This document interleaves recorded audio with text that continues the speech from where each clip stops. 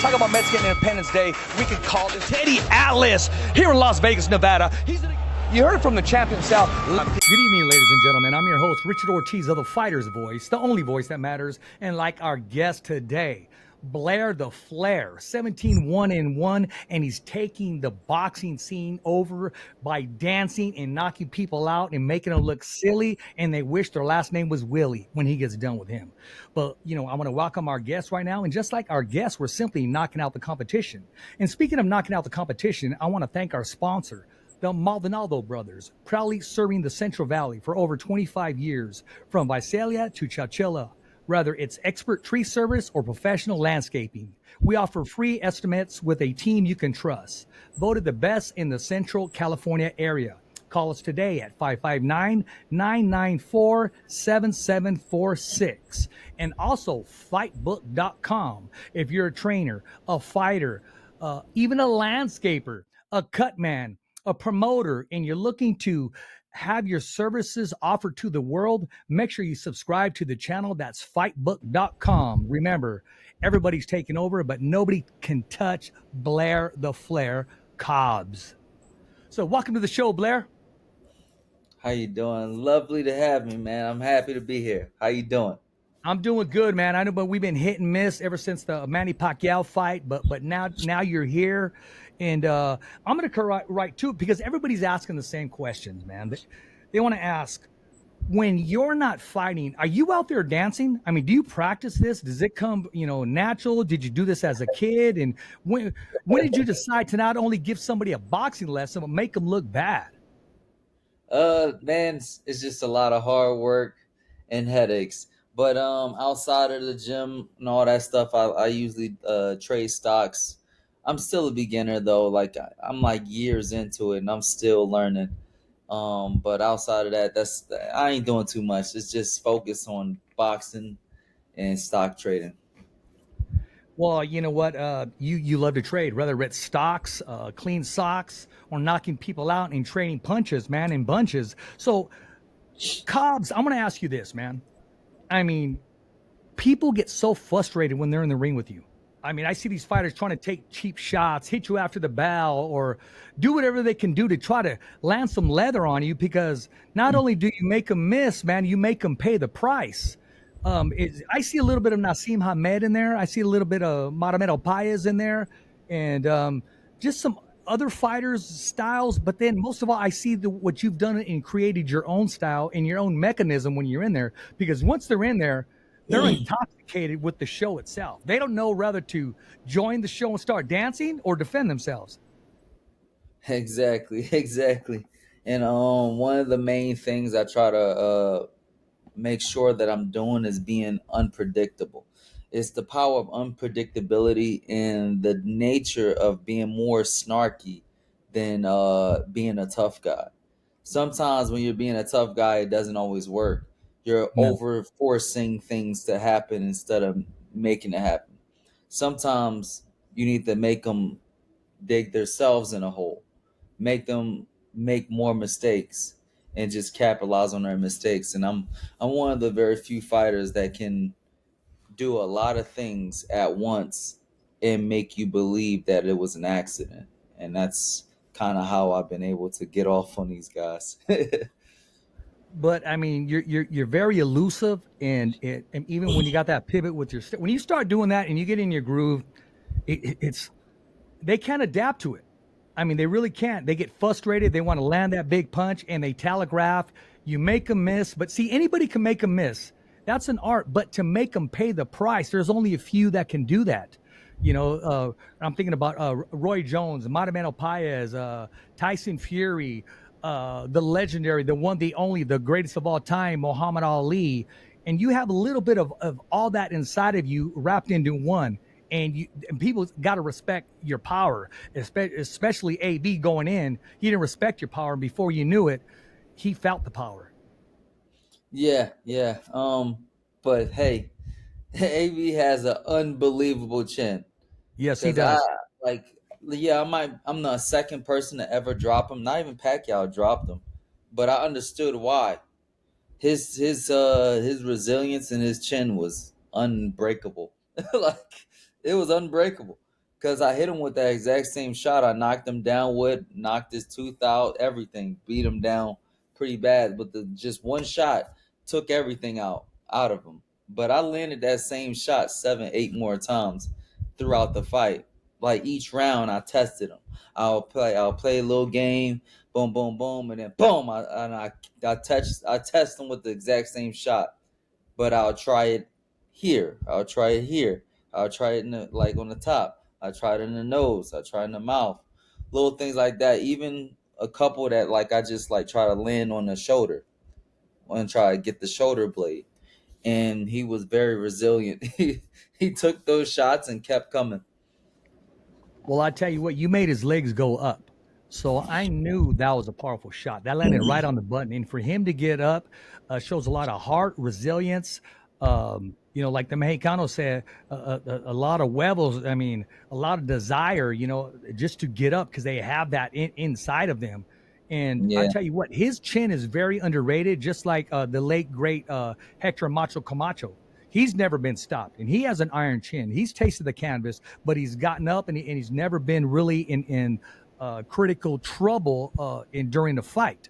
And like Hmm. you said, AB has a tremendous chin.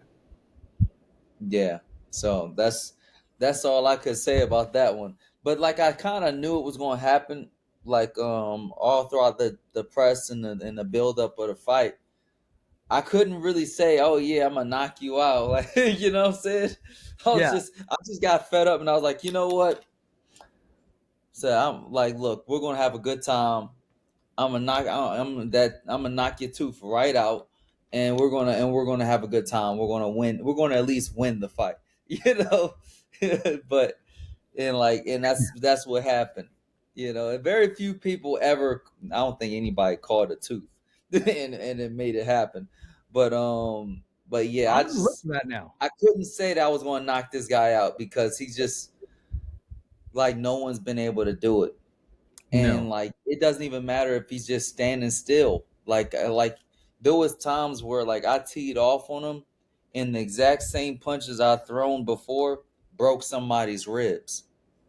You know, like my last fights that I actually did that, like the barrage of body shots. yes, I do that because I'm not very very good at body shots, so I just throw all of it. And I usually just break ribs instead of just trying to catch him with the liver shot. I just go ahead and just break it. And he even withstood that, So I was just like, you know what? Let me get moving and just win the fight. you know what? I follow the sweet science. I've done it for years. Possibly a decade. I wouldn't even know where to start. I'd have to come up with so many different game plans to slow you down. I'd probably just jab to the body and just pressure you and not allow you to be you, smother you, make it an ugly fight, come in there almost like a Sean Porter style. Because these guys, they go there with a game plan and then they're swinging at air. And like I said, to miss is one thing, but to pay the price is another. And when do you know that you're ready pulling away from them, that you already have, I don't want to say in the bag, because in boxing, there's no such thing as having it in the bag. But where do you see the difference in their game plan when they start to lose it, when they start to get frustrated? Can you sense it early on, or in the middle of the fight, or okay, he's already mine. He has no answer for what I'm bringing. A little bit. I see a little bit of like they're trying to just get through it, or they're trying to win the round. Like there was a point even in the Broner fight where like he started to try to come back after the knockdown, and then I had to change to a different gear. I had to change to a different style I saw that. to compete with just winning every single moment. So like if he threw a shot, I threw three more. If he blocked a shot, I landed three more punches. Just to make sure. If he tried to counter, I'll pull him into a clinch and then drop more shots on him the moment I get out. or things like that. There was little things that I do to make sure that I'm winning the rounds, you know, and winning the fight. Well, there's times I see you in there and you're in your rhythm, you're in your groove, you're having fun. But there's times when you take the sport very serious and say, okay, at the same time, I am a professional fighter and I'm going to close the show. I'm going to make sure there's times when to act out, and then there's times when to dig down, bite your mouthpiece, and let those hands go. Oh And yeah, I've seen that absolutely. transition on you. Yeah, man. I had this fight, man, with this dude that was like twice my size at the moment. You know, his name was Villalobos. It was an undefeated fighter versus an undefeated fighter, and I got completely leveled. Like I feel like it was early in the fight. Like he knocked me Yeah. down. It was horrible. Boom, like bad. And I got up, and I had to throw all of Blair in the trash and just go with just Flair. So then what ends up happening, like he had to chase me down because I got knocked down early in the fucking round. So then after that, like everything had to click, and I had to Yeah. fight. Like I had to turn it from a boxing match to a street fight Yeah. because I I can couldn't see that afford to lose. transition. See, that's a Yeah, I lot of couldn't people, afford to they lose. don't know how to prepare for you, because you do got those Yeah. two styles. You do make that transition. You do adapt to what's in front of you. Yeah, yeah. So like I had to do something else that was completely different, and then I just started flooding them with like a lot of power shots, and then I done something that I called a bumblebee, where I would let off a whole lot of punches at your eyes, throwing your eyes off, and I like the whole time I'm moving too while I'm punching you. I'm moving with a whole lot of light punches. You can't really track my movement, and then the moment you come from this or from this, the moment you get to from defense to offense, that's when I catch you with what I consider an exchange punch. I had to learn how to do this because I started boxing, like learn how to box like technically in Philadelphia, where there was a lot of fighters with these fast eyes. Like I have the same eyes. I've seen fights where there were fighters, two extremely fast fighters, at point blank range and can't hit each other. You know what I mean? I've seen that. Yeah. So then I come to a realization that like both of their reflexes is lightning fast. That's when you have that stalemate of reflexes. That and the connectivity of consciousness. So if you're able to cut the conscious connectivity, they can't predict your movements. And then if you're able to do something that tricks their eyes, boom, little things here and there, like look at this, boom, little things like that. If you do that, then it shuts down their whole, like all of their opportunities to catch you turns different. Is Blair the Flair created in the middle of the fight, or is he always there? When does he come out? Is he an uninvited guest? Is he are you Clark Kent and then you turn into Superman? When is he invited to the fight? When can you expect Blair the Flair? Well, Blair Flair shows up when the lights is on, and woo, it's Blair Flair, the most exciting man in boxing. You have that, but then like of course the character gets to enjoy the moments that's shared between him and the camera and the audience and all that stuff. But then you have Blair, which is more strategic, more of a strategic thinker, strategy based thinker. So I'm in there most of the time, but when things don't go well or extremely don't go well, I might have a back card. That back card is the Flair, like where I would turn the whole fight into a playground of disaster. And That's right. but the only thing is I have to be conditioned to do it though. You know, Yeah. the Flair can't come out with an empty tank. You gotta have No. something to play with. The Rocha fight, everybody was waiting for me to change, but I couldn't change. I only trained for 2 weeks for that fight, maybe less. I only got the fight on a 1 week notice, so I really wasn't ready for that shot. I mean that particular fight. But then shortly after that, I had another one, which was the Maurice Hooker fight, and that was a big fight. I was a huge underdog. I mean, I'm fighting a better fighter, an ex-world champion, than the guy I just lost to. That went completely opposite. Completely erased the loss completely. Yes, it did. You know, you being in there, I mean, your videos went viral when they first saw that style and it was introduced to the world.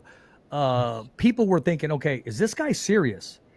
Can he really fight, or is he just an entertainer? And when the AB factor in the Maurice Hooker fight, if they can get that all, I mean, take that from your resume and understand that you are a professional and as well as an entertainer, all the followers and supporters that you do have, it takes a lot to for fans to accept, because they think it's serious. I mean, you're not serious, you're clowning around, or they don't see that for you. It's an art form and it works for you, and it frustrates the other fighters. It actually melts them down because they have no answer for it or a game plan.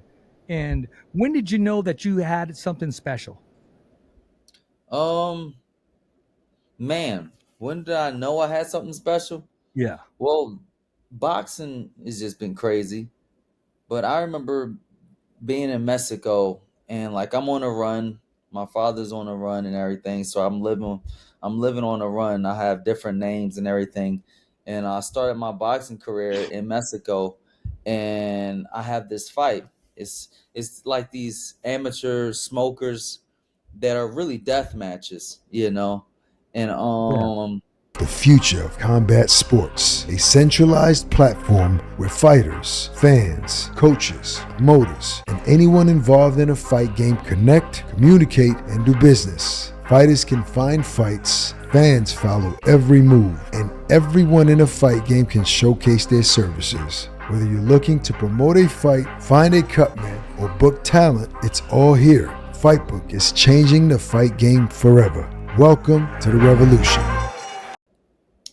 I get in there, and I'm faced against a guy that's twice my size. That, like, they always put me in there. I'm like the last guy that they show, the main event of the show. They always put the kid with the afro, which is me, and against like the toughest guy they could find, which at that time wasn't even Canelo. Canelo was there, but he was like undercard type at that time, and they had this giant dude come out to fight me. I didn't even know how big the guy was until after the fight. But he was just laying Was it it even sanctioned? Was it sanctioned, or was this some like down. Ain't nothing underground stuff? sanctioned, man. Ain't nothing sanctioned. They just fights. They're fights, and they get it popping every weekend. And I'm faced against a guy that's twice my size, like nowhere near the same weight class. His arms was bigger than my chest, than my legs. Huge Yeah. guy. And we're fighting. In the first round, I'm getting my ass whipped, like bad. This is the worst ass whooping I've gotten, especially in fighting, because I've never lost. I've never lost a fight, especially in Mexico. So then I'm like, okay, what would Mayweather do? That's right. So I did the best interpretation of what I thought Mayweather would do with the shoulder roll and block, veering off punches and throwing punches in the inside his those big giant hooks that he was throwing. And eventually something came out. Something was open. He threw a big shot and missed. I pulled back just a little bit and straight in, knocked him clean out, get the smelling salt and everything, and they're screaming my Man. name, Romero, Romero. And I think that was the moment when I said, you know what? I think I could do this. Before I was just stupid, but now I think I can do this. You know, and that's where all the fight and desire started, with learning how You to don't box. you don't got to get into detail with me, but for you to share that part that you were on the run and how to use different names, different aliases, but you still made time to follow your dream or use the gifts that God gave you to compete, to let your hands go. I mean, that says a lot about your character, and it says a lot about who you are deep down inside. And this is something that a lot of fan supporters didn't know, but they know now. Oh yeah, absolutely. I'm working on a few things outside of boxing too, so just stay tuned. I'm working on a TV show and a movie and things like that, and a docu-series. Hopefully we can get some more content out there for you guys, so you guys can know a little bit more about Blair the Flair. Well, of course, appreciate that. And this is the platform to drop it. Whenever you want to drop some news, man, the fighter's voice is the only voice that matters. And we're just like you, Blair the Flair. We're simply knocking out the competition, especially with great news all the time. Because, now people just see you in the ring, but now they get to see the real Blair the Flair outside of the ring. Yeah, absolutely. Thank you very much. Well, look, I'm looking forward to fighting very soon. Nothing is quite locked down just yet, but when I come back, it's gonna be huge. I'm going straight for the top, and then we can start seeing some big fights happen very soon. In recent times, Jerron Boots Ennis, which is a really good rival of mine, happened to not be able to get a fight, and it's very interesting. They want to move up to 154. Yeah. When there's so much great fights at 147, I believe there is. But when they're talking about him fighting at 154, but don't go straight into a good fight at 154, he wants a tune-up, but then he wants a tune-up with a 47 fighter and bringing them up to 54, like he did with Rashidi Ellis and a couple others, where he wants to get the 47 fighter and then bring him up to 54 to fight him. And it's just, so things is getting kind of weird, but hit me up. Yeah. Eddie, where are we at? Yeah. Go ahead. You and him share the ring together. And, I know you have no problem taking on anybody at any weight, given the proper time and notice to fully prepare. Boxing has a small window. You don't got time to say, okay, I'm going to move up, but I want to fight another fighter that is moving up as well at the same time. If you're going to move up and jump into the bigger boys division and the bigger men, accept it for what it is. I mean, did Bud say, I need a couple fights? No, he just jumped right in it because it's an opportunity. And boxing has a very small window. You got to take advantage of every single day you get in the sport. Absolutely. And because, like, I see that they're not actually just jumping straight into big fights when they probably should. I mean, Boots, he hasn't really fought a big name yet. So, getting into those ropes with like another big fighter. Hopefully he locks in something, but however I can be a part of it, I always try to add myself. Hey, exactly. Because, a quiet mouth don't get fed, man. And, I've heard that many times, and you got to go out there and make it happen. But you got to remember, if I was a manager or if I was an agent of a fighter, you would not be on my top list to compete against. Not because you don't got a following or not because you don't got the name. You're just hard to figure out. You're going to make my fighter look bad. So, your style is unpredictable. Yeah, I mean, that's what it is. Hopefully we can still figure something out and make something happen, whether it was with Boots or, let's say, Teofimo Lopez, Ryan Garcia, Rolly Romero. All of these big fights, they need to be happening with Blair the Flair involved. So hopefully after the end of this year, me getting back in the fights, hopefully we can go ahead and make all of these big fights happen, Yeah. where Turkey Cheek and things like that. Absolutely. I mean, sure, there's enough spotlight to go around. I know Arnold Barboza rumored to have a fight in October, but that'd be a good fight. He's 140 pounder, but he's ready to move up to 147. Regis Pro Grace, I mean, he's ready for 147. Jose Ramirez, I mean, another former unified world champion. You and Josh Taylor would have been a great fight, but he called it a day. Yeah, I Or wanted to set up the fight with Josh Taylor, but they they threw it away. They were done. He looks like he's been just beat. I mean, that last fight kind of sucked. You know, he yeah, got out punched. yeah. I mean, his last three. I mean, he's just. I think the best Josh Taylor was against both Regis Prograis and Jose Ramirez, and in my opinion, Hmm. it was his day on those 2 days, and those he did it. He became unified world champion, and not too many people can say at the end of the day, this is, I was an undefeated, undisputed champion of the world, and he can say that because he had all bouts plus the ring bout plus the Muhammad Ali trophy. I was there at that fight against Jose Ramirez, and it was very competitive, very close. Even though Josh scored the 2 knockdowns, I would love to see you and Teofimo Lopez only because of the styles. Oh yeah, that would be fun. I couldn't wait to run him into shots. He gets overly rambunctious and believes that he's the man, and then bow, he'll be falling in the canvas less than 2 rounds. Less than 2 rounds. Like before the second round is over, he will have at least got knocked down, and then he probably will have to change everything. Like he couldn't do like what he usually do. He gets very aggressive.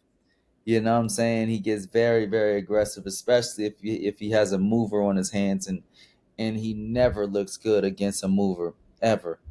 Like he's lost like numerous fights that they just gave to him, you know. And He's had a it was couple a close shame. fights in his career, and Yeah, I like I think remember I I feel like remember he's this gotten guy the Martin, nod. Steve Martin or something like that. Was it Yeah, Steve yeah, Martin? yeah, The Spaniard. He yeah, exactly. outboxed Well, him and yeah, he outclassed him the also whole fight. Martin's a tough fight. He's a tough out because I was there in Fresno when he fought. I don't want to say unmotivated, but it was not the best Mikey Garcia that we've seen. But Mhm.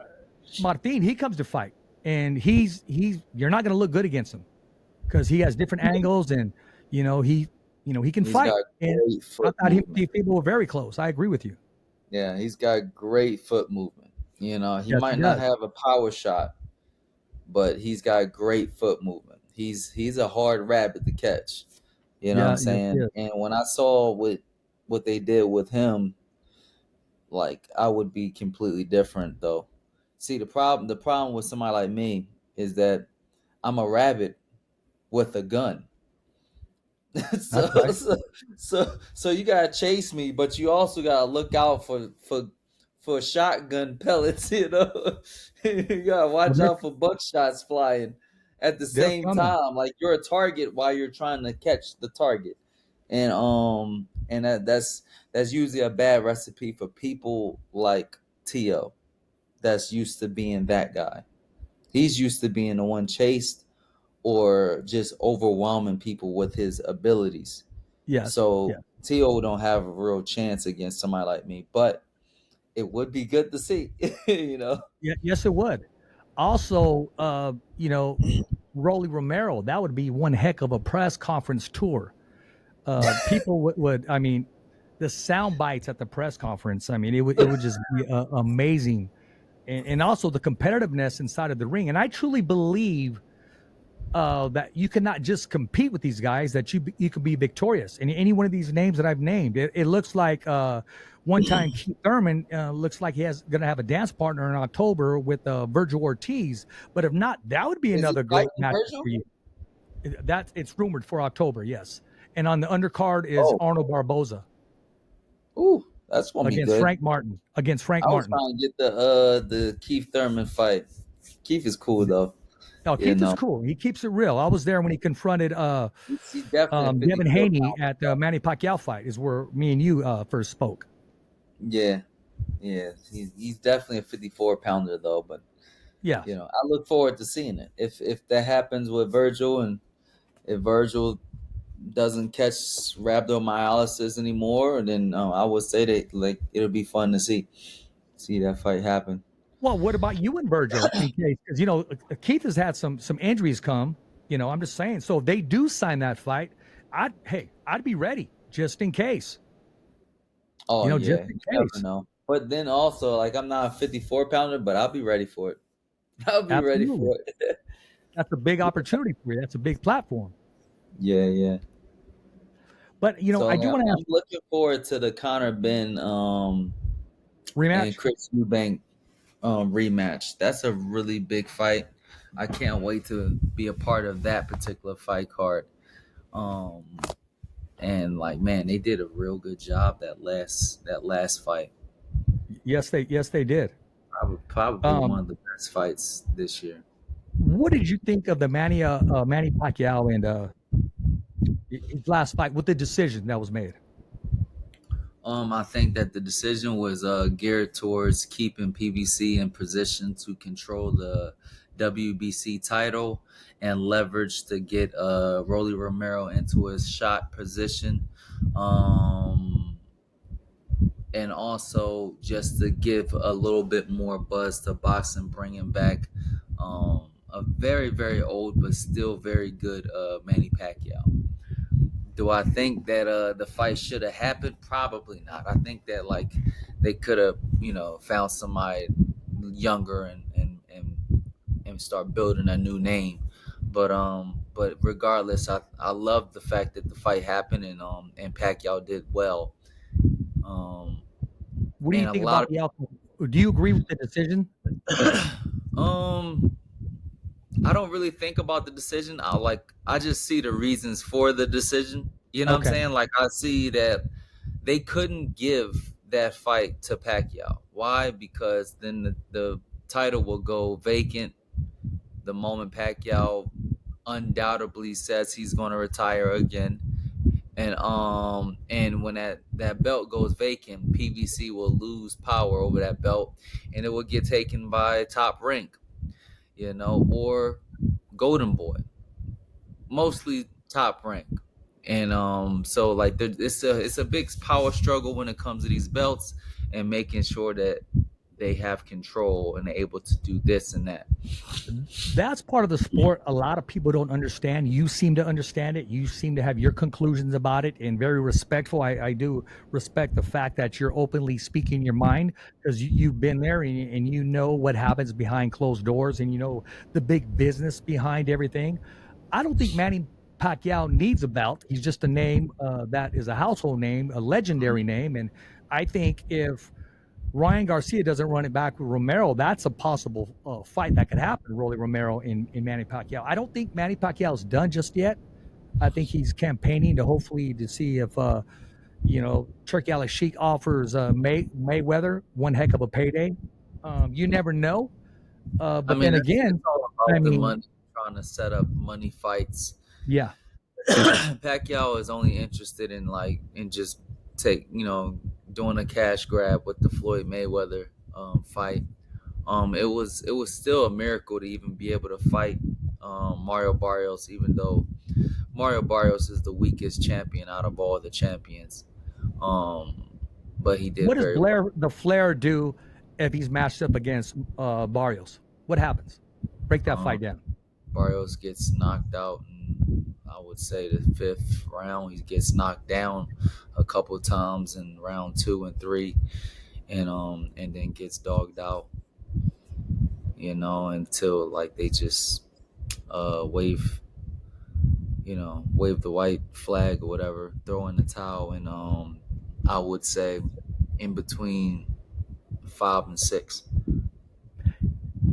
You mentioned Teofimo like Lopez. during Besides the break Teofimo, out. He wouldn't walk out for the 6th round, I would say. okay, so TKO stoppage. He sits on Yeah, the stool or gets stopped on by him being on the stool. Who would you yeah. love to share the ring with if it was a perfect world? Who would be your fight next? What champion would you love to share the ring with? I wouldn't fight a champion. I would fight Ryan Garcia. Ryan Garcia would probably be the best next fight for me. The publicity, the just the exposure itself, and and then after that, probably somebody like Rolly will be great too. Really, it's just about exposure because What these guys are making it without belts and all this stuff. I want the belts, but what I really want too is the exposure. I need to be bigger than boxing in order to make it. Well, I think you definitely have the talent, you definitely have the confidence, and you have the tools to back up everything that you're saying. Is just now what's standing in the way is that opportunity, is that phone call. Is your manager working on it? Is your agent? Is your publicist? What's going on? Because people want to see you inside of the ring. People want to see the entertaining part. They want to see Blair the Flair. But sometimes you got to settle for what's in front of you and you adapt to it, because at the end of the day, you got to get that W. This segment is sponsored by the Maldonado Brothers, proudly serving the Central Valley for over 25 years. From Visalia to Chowchilla, whether it's an expert tree service or professional landscaping, we offer free estimates and a team you can trust. Voted best in Central California for 2024 and aiming for a repeat in 2025. Call 559-994-7746 today and let's bring your outdoor vision to life.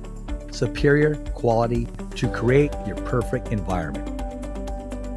So anything, a date working on or anything available that you can give us? Right now we're working on possibly getting on, well, it's not even possible, it's definitely happening. The undercard of the Chris Eubank Conor Ben fight. Okay. But they're saying that that's going to be pushed to November, so it's a long wait for me to come back out into the lights. So we're working on that stuff as we speak.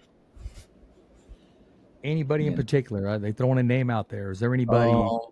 Anybody in particular? It's going to be most likely a top name from UK, and that's got high rankage, at least top 10 in the world, and top 5 or 8 in some sanctioning bodies.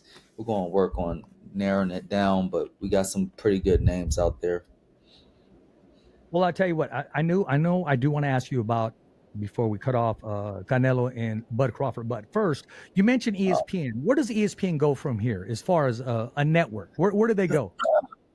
I don't know. ESPN used to do a lot. Sorry, Top Rank. Yeah. You're right. Oh yeah. I don't know. I don't know where Top Rank goes. I know that Top Rank is a promotion that really pushes the envelope for like boxing being a sport. But the problem is boxing is not necessarily a sport as much as it's entertainment as well. So like they have to start promoting in a different fashion in order to captivate fans, and giving everybody the same old shakedown of race and creed. Like, yeah, this is a black fighter versus a Puerto Rican fighter. This is a Puerto Rican fighter versus a Mexican fighter. This is a Mexican fighter versus a black fighter. This is a black fighter versus a white fighter. Eventually, they gotta grow the fuck up and get out of that shit and start producing stories that people can fall in love with. Because honestly, the biggest buy and the biggest sell is the story. It's the story of Rocky. The Rocky story is what made you fall in love with boxing in the first place. The stories of how Muhammad Ali did this and did that. It's the stories of these underdogs. They really need to give these underdogs a chance.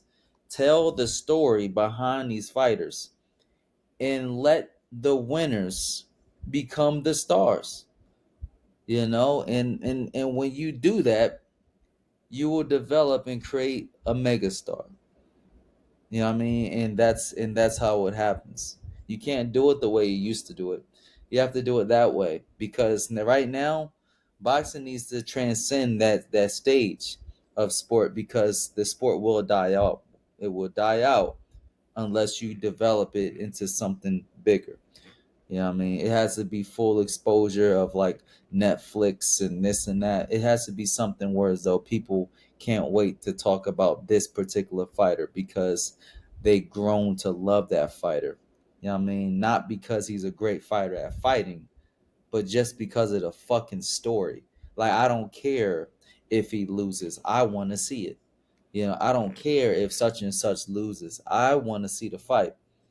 You know, and we have to be in a position to get people involved in fights outside of just what we've been doing. Like back in the day, and it's not even that far back in the day, but a few years ago, like say 20, 15 years ago, we had 24/7. And Floyd, that's how Floyd was able to catapult his megastar power, but also bring a whole lot of attention to boxing. And boxing needs to do it again with something else, and it might have to be a different type of strategy, promotional strategy, than the network 24/7 series. Yeah. But they need to do something. They need to do something to push the audience into understanding and knowing characters, knowing stories, that, and because the stories is what you buy into. You can win these fans if they learn the story of Blair the Flair.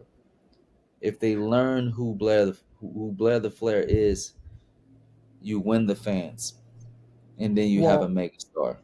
I agree with you on the stories. I do. That's the information. That's something that fighters and fight fans get to know. And back in the day, to even take it further, you had the networks. You had HBO. You had Showtime. You had USA Boxing. You had ESPN. You had the boxing every Tuesday. You had Forum Boxing. You had all these networks back in the day. You had exposure. You had ABC. You had CBS.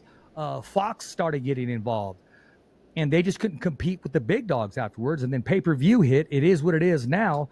Um, I'm just glad that fighters like you are finally getting the exposure, and now it's just all about that opportunity to show the entire world, the universe, exactly who you are. The uncrowned champion, the jewel that is shined that nobody knows exist. People didn't start following you until you went viral, and I'm just keeping it 100. Now everybody wants to see you perform, and the two biggest names that you've come in contact with, you share the ring with, you're victorious. That's why I just don't understand why you are not on these big cards. You say possibly in November. Well, then we'll be waiting on November, because everybody wants to see that rematch. And to see you on that undercard, you get to display to the whole universe exactly who you are. And they can't help but accept you, want to be like you, tune into you, and be a part of your fan base. Absolutely. Thank you very much for having me on. Like, yeah, like I'm trying to make sure that I'm able to be a cross promotional fighter. See, there's a Absolutely. lot of fighters that, like, let's say for instance, there are Puerto Rican fighters that can only promote a fight if they're in Puerto Rico, or New let's York. say New York, Yeah. mostly New York. Like some of them don't even like their own people in their own country don't even know. But like in New York, they can promote. Now the thing is, I want to be a megastar. How do I become a megastar? Because the whole thing is a megastar. It don't matter where he goes, Yep. he sell. It doesn't Yep. matter where he goes, he sell. That's that's where I want to be. So it's time to go to London. It's time to raise hell in the UK, and it's time to go to Dubai. It's time to go to all the countries all over the world and start building up a brand sensation that is Blair the Flair. I agree with you there, and that's markability all over the world. Tell us in our last 5 minutes, who wins between Bud Crawford and Canelo, and why? I don't really know. I think that Crawford has a chance. If anything, the reasons would be that Canelo hasn't looked good in a long time. He's been getting very, very lazy. Um, and he's very slow right now. He's throwing like he's okay with throwing like 6, 7 punches per round, which probably won't be good enough for somebody like Crawford, especially if he's staying very disciplined behind his technique, his defense, and if he's able to up the volume to a level where he's just winning rounds on top of rounds. Most fighters did. Skull did. The only difference was the name. But Crawford's got a name. He's highly respected and very loved. So now we got a Crawford and Canelo fight, and finally Canelo has to fight fair, and not in that his name won't be as important as it used to be. I think the name is evenly matched. Whoever I say today or right now, because it'll change tomorrow, Blair. It just really will. I was thinking that Crawford didn't look good his last fight in the long layoff, but as we were talking, I see Bud Crawford winning a split decision or even though it looks unanimous, it's not going to be a unanimous decision. They're not going to give it to him that way. But I honestly think if the fight goes the distance, that Bud Crawford wins the fight. If it goes 12 rounds, Bud Crawford will be victorious. Canelo's going to have to get him out of there. My problem is this. I don't see how Crawford doesn't make it the distance. Canelo, he's very tricky with what he's able to do, but I haven't seen him pull something off in a long time. I haven't seen him pull something off since the fight he had with Caleb Plant. And he was lucky. Yeah. Caleb Plant was winning that whole damn fight. Yeah, he was outboxing him. The whole time. Shout out to Justin Gambers. That's my trainer. The trainer that trained him for that fight all the way up to it. So yeah, I don't know. I think that odds would lean towards Crawford. Okay.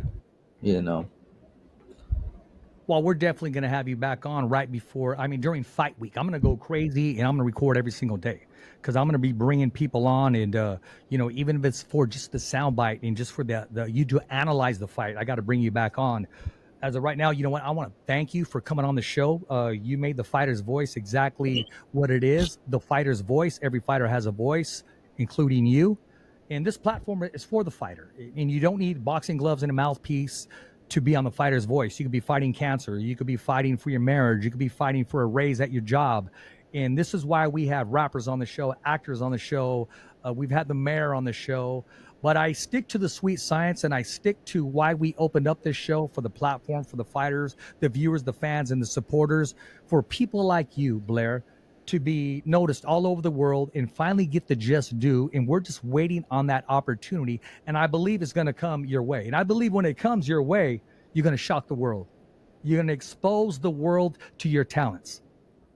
Absolutely. Thank you very much for having me on. My name is Blair the Flair, the most exciting man in boxing. And you can check me out on Instagram, Twitter, Facebook at Blair the Flair. And for more exciting content, official BlairTheFlair.com. Woo! The fighter's voice, baby.